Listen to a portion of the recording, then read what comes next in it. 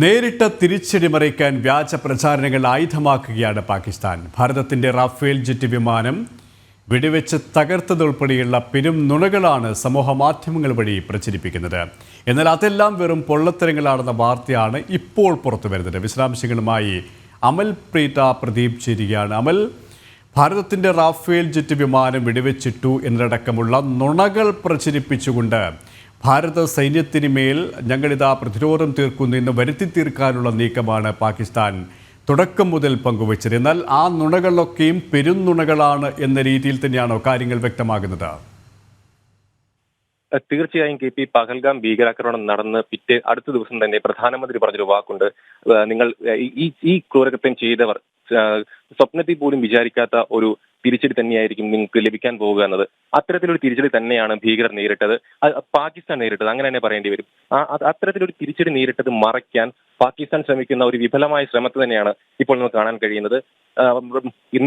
ഭാരതത്തിന്റെ Rafale jet വിമാനം തകർത്തു എന്നതുൾപ്പെടെയുള്ള നിരവധി വ്യാജ പ്രചരണങ്ങളാണ് ഇപ്പോൾ സമൂഹ മാധ്യമങ്ങളിൽ പ്രചരിച്ചുകൊണ്ടിരിക്കുന്നത്. നിങ്ങൾ ഈ തള്ളുന്ന ഒരു സാഹചര്യമാണ് ഇപ്പോൾ ഉള്ളത്. നമ്മുടെ PIB ഫാക്ട് ചെക്ക് ഇതെല്ലാം തള്ളിക്കളഞ്ഞിട്ടുണ്ട്.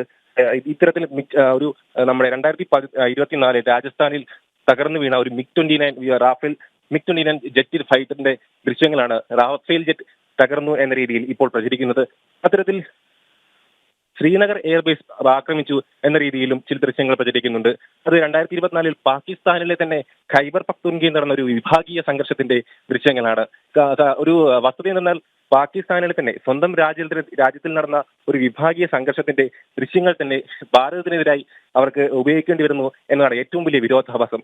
ഇത്തരത്തിൽ അമൽ, ഇവിടെ ഏറ്റവും ശ്രദ്ധേയമാകുന്ന വസ്തുത, ഓരോ നുണകൾ കെട്ടിപ്പടുത്തുയർത്തുമ്പോഴും അതൊക്കെയും പൊളിഞ്ഞു വീഴുന്ന പാകിസ്ഥാന്റെ നിലപാട്.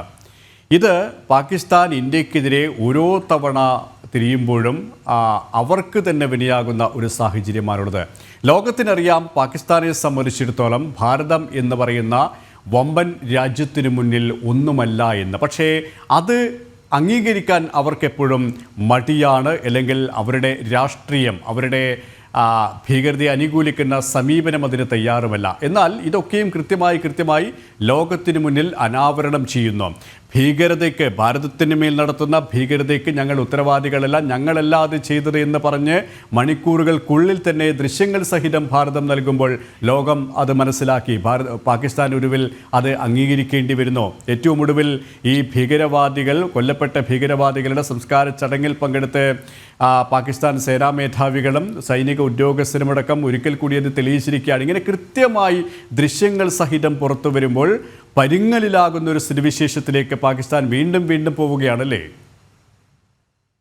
എക്കാലവും പാകിസ്ഥാൻ ഭീകരതയ്ക്ക് ഒരു വിളനിലമായി മാറിയിരിക്കുന്നു എന്നത് എല്ലാവർക്കും ലോകത്തിന് തന്നെ അറിയുന്ന ഒരു വസ്തുതയാണ്. അതുകൊണ്ട് തന്നെയാണ് ഇത്തരത്തിലൊരു ഭീകരാക്രമണം ഉണ്ടായപ്പോൾ ലോകം മുഴുവൻ ഭാരതത്തിനൊപ്പം നിൽക്കുന്ന ഒരു സാഹചര്യമായിരുന്നു. ഇന്ന് അമേരിക്കൻ പ്രസിഡന്റ് ഡൊണാൾഡ് ട്രംപ് ഉൾപ്പെടെയുള്ള നിരവധി ലോക നേതാക്കൾ എക്കാലവും ഭാരതത്തിനൊപ്പം നിൽക്കുന്നതും ഇതുകൊണ്ട് തന്നെയാണ്. ഇത്തരത്തിൽ ഈ യാഥാർത്ഥ്യത്തെ വളച്ചൊടിച്ചുകൊണ്ട്, അല്ലെങ്കിൽ സത്യത്തെ മറച്ചു വെച്ചുകൊണ്ട് ഭാരത വിരുദ്ധത വിളമ്പുന്ന പാകിസ്ഥാനിലെ ഉന്നതർ വരെ അവരുടെ തന്നെ സോഷ്യൽ മീഡിയ ഹാൻഡിൽ കൂടിയാണ് ഇത്തരത്തിലുള്ള തെറ്റിദ്ധാരണ പരത്തുന്ന വിവരങ്ങൾ പ്രചരിപ്പിക്കുന്നത്. ഇത് ഭാരതത്തിലും പ്രചരിക്കുന്നു എന്നതാണ് ഏറ്റവും വലിയ ഒരു പ്രശ്നമായി മാറുന്നത്. അതുകൊണ്ട് തന്നെയാണ് ഭാരത സർക്കാർ PIB ഫാക്ട് ചെക്ക് എന്ന ട്വിറ്റർ ഹാൻഡിൽ കൂടെ ഇത്തരത്തിലുള്ള ഈ തെറ്റിദ്ധാരണ പരത്തുന്ന ശ്രമങ്ങളെ എല്ലാം തള്ളിക്കളയുന്ന, അല്ലെങ്കിൽ അതിൽ ജാഗ്രത വേണമെന്ന രീതിയിൽ പോസ്റ്റ് പങ്കുവച്ചിരിക്കുന്നത്. ഇത്തരത്തിൽ നിരവധി ശ്രീനഗർ എയർബേസ് ആക്രമിച്ചു എന്നതുൾപ്പെടെയുള്ള എല്ലാവരും വിശ്വസിക്കുന്ന രീതിയിൽ ഇവർ ഇത്തരത്തിൽ ട്വീറ്റുകളും ദൃശ്യങ്ങളും പങ്കുവെക്കുമ്പോൾ അതിന്റെ എല്ലാം വസ്തുത തേടി അതെല്ലാം തെറ്റിദ്ധാരണകളാണെന്നാണ് നമ്മളിപ്പോൾ തെളിയിച്ചുകൊണ്ടിരിക്കുന്നത്. ഇത്തരത്തിൽ എക്കാലവും നടന്നിരിക്കുന്ന പാകിസ്ഥാൻ എന്നൊക്കെ ഇത്തരത്തിലൊരു നീക്കങ്ങൾ ശ്രമിച്ചിട്ടുണ്ടോ, അത്തരത്തിലെല്ലാം അന്നൊക്കെയും ഭാരതം തക്കതായ തിരിച്ചടി ഇപ്പോഴത്തെ പഹൽഗാം ഭീകരാക്രമണത്തിൽ നൽകിയതുപോലെ തന്നെ എല്ലാ തിരിച്ചടിയും നൽകിയിട്ടുണ്ട്. അതുപോലെ തന്നെയുള്ള ഈ ഭീകരാക്രമണം ഉൾപ്പെടെയുള്ള അല്ലെങ്കിൽ തെറ്റിദ്ധാരണ പടർത്താനുള്ള ശ്രമങ്ങളെയും തകർക്കുന്ന ഒരു സാഹചര്യമാണ് ഇപ്പോൾ. ഇവരുടെ ഈ വിഫല ശ്രമം നമ്മൾ തുറന്നു കാട്ടുകയാണ് ഏറ്റവും ഒടുവിൽ. കെ പി, അമൽ പ്രീത പ്രദീപാണ് വിശദാംശങ്ങൾ നൽകിയത്.